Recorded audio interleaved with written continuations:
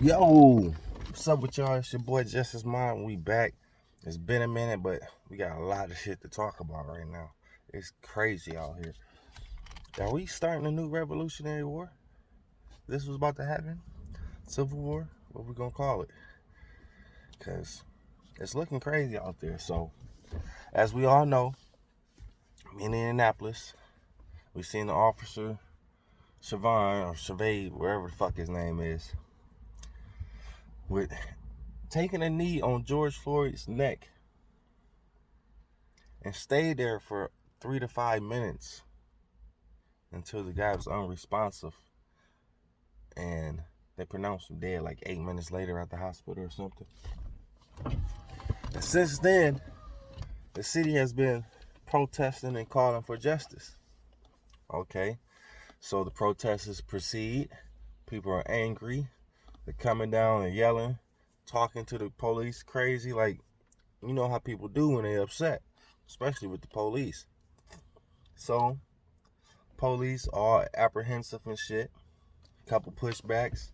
People still yelling in their face. Start tear gassing the protesters for them to calm down. Wrong idea. You don't tear gas protesters that is angry because of police brutality. In their eyes, that's adding to brutality, bro. We're not out there with tear gas masks prepared to fucking not choke out when you throw tear gas out there. Like, we're protesting because we're angry and you want us to chill out. And, you know, at first I'm thinking like, damn, they protested at the Capitol in Lansing, Michigan for haircuts and shit with rifles. They went to the governor's home with rifles, demanding to be let off lockdown. And then no tear gas was thrown. Nobody was apprehended. Everybody was able to go home to their family safely. Now, these protesters I've been seeing, I haven't been seeing nobody strapped up like the army, like the protesters in Lansing, Michigan were. And yet and still, I'm seeing police fight people, kick them down, fuck them up. I heard it was killing in Detroit of a teen when shots were fired at protesters. I'm seeing rubber bullets being shot at people now and leaving people bloody and disgusted. And I always wonder why police didn't use rubber bullets and other things of that sort to apprehend a suspect instead of shooting them dead. And I know it's all because of the medical bills. They don't want to pay for that. They don't want to get sued because they hurt somebody that might have didn't have a weapon. So they kill them and make their own story. So it doesn't go work out that way. If we kill them, we make our own story. We thought this was this and this was that and blah, blah, blah, blah. They all free. And that's crazy. It's like the game is already twisted. So it's like we see the system and what's going to happen. It's like, oh, he was still resisting. He was still moving. If we didn't have the video evidence, they would refute the facts, which is crazy. It's like, and there's 4 other officers standing there right there just making sure people don't stop the officer from doing his job, but the officer wasn't doing his job anymore. He was just sitting on a man's neck instead of arresting him and putting him in the car if that was the situation that had to be done. And man, so the rioting is out there everywhere. They in Michigan rioting, they in Minnesota rioting, they in Georgia rioting, Louisiana, Mississippi, California, New York, Ohio. And that's just to name a few places I've seen. They said in all 50 states there was some type of uprising yesterday, May 29th, 2020. There was some type of uprising in every state, which has never happened before. Which is let you know this shit is about to get crazy. Because not only, and people, I've seen a lot of people say, why they're tearing down, burning up their own city and doing this and that and blah, blah, blah, blah. And when you do a little fact searching and going back through the shit, all the rioting and rooting started from some dude who was tear gas ready. When he started fucking up the AutoZone or the Target or other shit, whatever it was, and the guys was like, what are you doing? Stop. people is actually trying to stop this motherfucker from doing that. Okay, so they open up the floodgates. Now you see Atlanta, they broke in the icebox. You see in Oakland, they driving cars off the dealership. And you seeing all this type of like buffoonery is what you would call it at this type of time. Because it seemed like you just want something nice and you're taking advantage of a situation. But when you get into the deeper levels of this shit, that's how this country was made.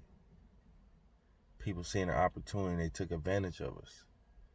And they built something. They maintained wealth. And now they're at the top looking down, trying to avoid us from climbing up the hill. So I'm not really tripping. And then you know all those stores and shit, they got insurance, and if they don't, that's their fault. And if it's somebody that was a decent person, I'm sorry that shit happened to you. I really am. I don't want nothing to happen to nobody, their businesses, and none of that shit. But I'm very proud that these dudes went down and they taken mainly it's a lot of fight back towards police and the justice system. I know police are just people in uniforms, and some of them not bad, some of them are, some of them doing a job, some of them taking advantage of a job, which is it's like that in every workforce in the world. But this one was made to protect and serve the people, and that's the difference. You can't just take this job and do what you want to do with it because you have an obligation to the people. Now, I got so much shit to say, but I'm trying not to overstep my words, if you understand what I'm saying, because I'm varied on this subject. There's a lot of stuff going on, a lot of pieces, a lot of little pulling parts where I don't want to say this and somebody hold me to this like I don't have this opinion as well. That's what I'm trying to say. Because like, and it's tough for me right now because I got like a fresh newborn, and I just want my kids to have a chance at life. But right now, it look like we're going to have to get out there. We're going to have to get out there in the field. Because you don't want to look back and say that you didn't do nothing. You stood silent during this time. That's not going to be a good look. This is a moment in history. This is kind of one of those times you can carve out your legacy. And shout out to a couple people that I know, local people that got out there on the front lines and had something to say to the people. I wasn't prepared to do that because I don't want to rile up or charge a group of people to do some things off of emotion. It's more than emotion. We gotta be able to hone in our emotions and figure out a better solution. On the other side of the spectrum, if I was the government, I don't see how we peacefully end this. I see in Flint with some solid shit where it's like the police seen the protesters and said, "What do you need us to do?" And the protesters said, "We need y'all to walk with us." And they said, "That's what we'll do." Now, that was solid. Nothing got tore down, but I don't think nothing was changed either. That didn't change nothing. That's not going to stop the police from pulling you over and saying, "Get out the car, it smells like weed," or something like that, and a situation turn into something extra. Well, I hope it does. I hope that does make that change where they pull you over and say, "Just slow down, sir. License registration. All right, you have a good day." Boom, boom, boom, boom. Because that's legal. I mean, you don't want people driving reckless and they actually kill somebody and they weren't supposed to be on the road. So they got to do their job of protecting and serving. But just don't be fucking with people. And then, I don't know, man. It's just so much shit. The Ahmaud Arbery shit in Georgia. Got another reason for them to be upset and rising. I see that the guy filming it got arrested. Because that's what I was wondering. I said, how the fuck do you film somebody chasing somebody, watching them, hawk them down, pull out guns and kill them? and nothing happens. Like, you're not saying shit. You just recording and shit, like following the shit and seeing it happen. And then that's what a lot of people was mad at the George Floyd situation, because they was like, you just can't allow people to do your people like that. Okay, say this young lady go over there and says, get off of him. She might have saved George's life, but she might have got hers put in jeopardy or thrown in jail and lost shit that she deserved. Like, she might have a job and kids and stuff that need her home. It's like, all right, I'm fighting for my brother right here. I'm telling y'all to stop. I want y'all to get off his neck. I'm not okay with this. This is not something that I'm okay with. I'm not just sitting here watching idly by. I am yelling, I'm fussing. I want somebody else to help. I want the other officers to stop it. But I have an obligation to the ones that I have at home to get back home to them. And that's when it should be tricky. Because, like, you have an understanding within your family already. Like, if I don't come home, it's because whatever I was doing was trying to make the world a better place for you to live in. Now, if that's understood, they can be sad, but they don't know the legacy of their parent. And that's why I'm saying we got to get out here.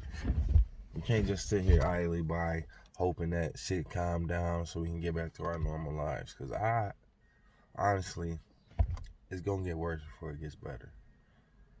It's just not going to be like one day people wake up and, all right, man, fuck that shit, we good.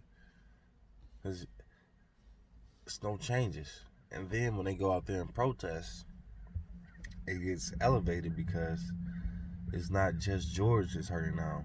Now it's Teresa that got slapped with a rubber bullet. It's Mike that got apprehended and went to jail. It's such and such and such and such.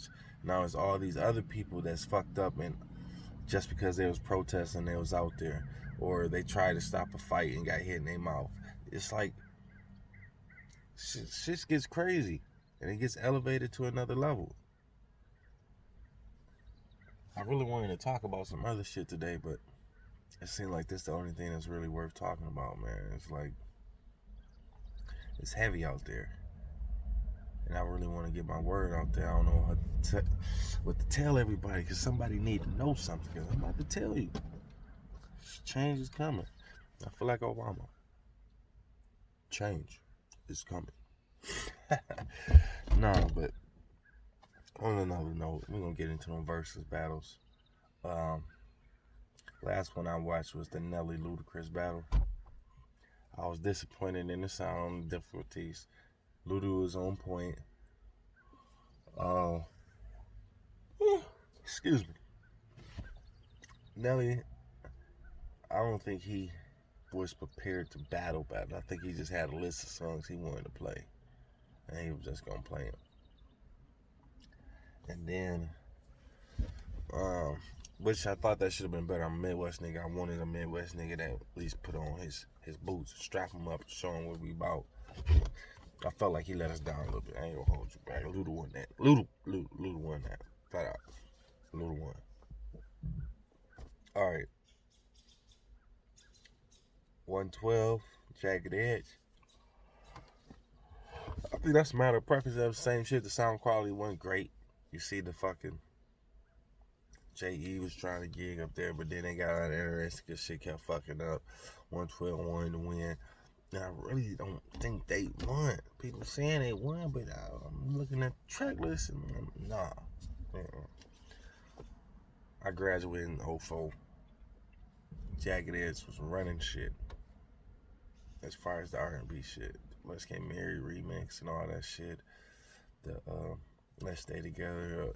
I mean, they had some hits during that time. 112. Only thing I really remember is Peaches and Cream and the shit with Lil Zane. We Can Do It Anywhere. That was like the hits during my era, like of me coming up. Cause like 9th grade they was popping, but at that age we was listening to Silk. Well, me and my niggas was Silk was some niggas. There's only thing in my bedroom. That was the shit back then. Seriously. And then they said damn, the other verses with the Vibes Cartel type dudes. I ain't even up on the Jamaican. Oh man, I'm high right now. I gotta be, because I can't even think of shit that's going on. And I know these people names. I'm sorry, but they had one of the best versus battles. They was together going back and forth with their shit, and they turned up the night. That was like a real super live versus. It was top notch. It deserved to be out. That's how they needed to be, man. Like turn. And I'm mad I missed the G Herbo and Lil Durk one. Somebody informed me and let me know how that worked out. They said they was playing like they favors from each other artist, which is pretty cool, man. You gotta do some shit like that to keep the fans interested and shit like that. That's cool. The fuckery. We can talk about the fuckery. Let's see.